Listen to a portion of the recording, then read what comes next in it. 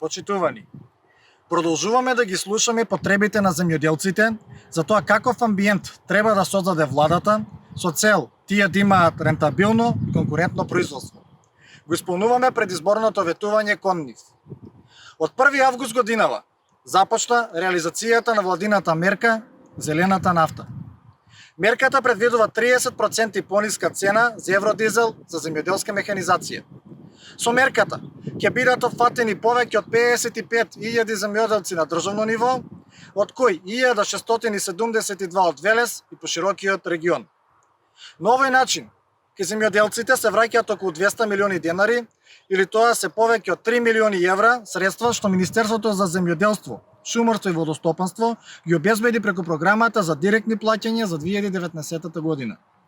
Со зелената нафта ќе се намалат трошоците за земјоделците и ќе се зголеми конкурентноста за земјоделското производство, а тоа ќе донеси поголеми приходи за земјоделците.